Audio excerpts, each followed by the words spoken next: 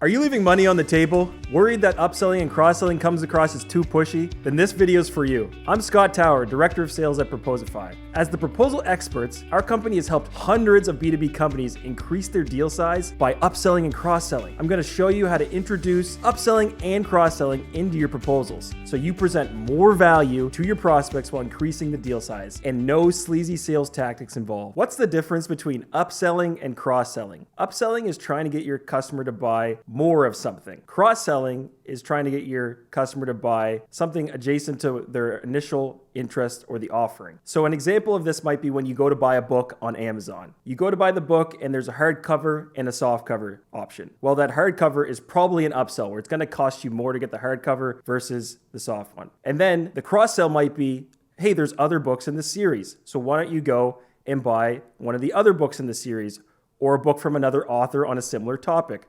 That would be a cross-sell. A key to upselling is making sure you understand the needs of your customer. By doing that through discovery, you're going to be able to figure out how the more expensive version of what you're selling might resonate with them and if they can actually get value from that service or product. By doing that, you can then position a couple options to them that are both going to be valuable in the long run. It's a win-win whether or not they go with that upsell option or not. So an example of this is you'll see a lot of good, better, best pricing models for software. And the good might be all that the customer needs, but that better or best might have a few more bells and whistles that they could get value from if they were to go with that higher tier. There are two mistakes I see when it comes to upselling and cross-selling. The first is that the seller assumes that the buyer doesn't want the higher tier plan or the complimentary service, and they haven't asked the right questions to really determine if that's true or not. The second mistake that I see all the time is providing too many options because, again, you have not asked the right questions to really understand what matters to the customer. By figuring out what matters to the customer, you can then provide options that are going to resonate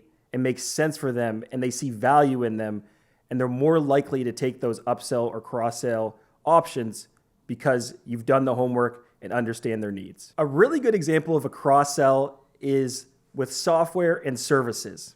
This is something we do internally at Proposify. We sell software as a service, and that's a plan that our customer is going to buy. And then adjacent to that, we have services that help them get started with our software.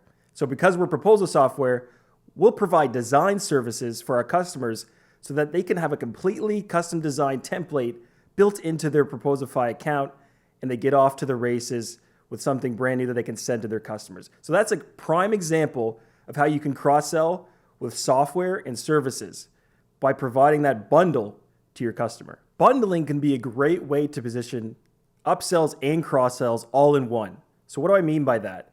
When you have maybe a service and a piece of software together, what you can do is say, hey, service costs you $100. The software is $50. But if you want to put both of those together, there's actually value in you doing that, and it may only be a slight increase in price to do both, or you may actually offer an incentive, a discount of sorts, for them to bundle both. So let's say you start to sell that software and service bundle for $120, and there's actually an advantage to the customer for doing that. So by putting everything into one package and giving one price, you put the barrier lower for the customer to make the decision, and they don't get decision fatigue off having to decide on two separate things. All of a sudden, they're just deciding on the one bundle and whether or not they want to move forward with that, and ultimately there's more value for them. A key with upselling and cross-selling is you don't want to force it, meaning if the customer is not interested in those options, do not push it on them. Why? Because there's always an opportunity to land and expand. So you work with the customer, you build a relationship, you show them that you can provide value, and then you come back to those opportunities to upsell and cross-sell, and they may be more open to those at that timing once they've gotten value from your initial engagement. Proposify helps teams create more consistency and visibility around their proposal process. If you want to learn more, check out a free trial or book a demo.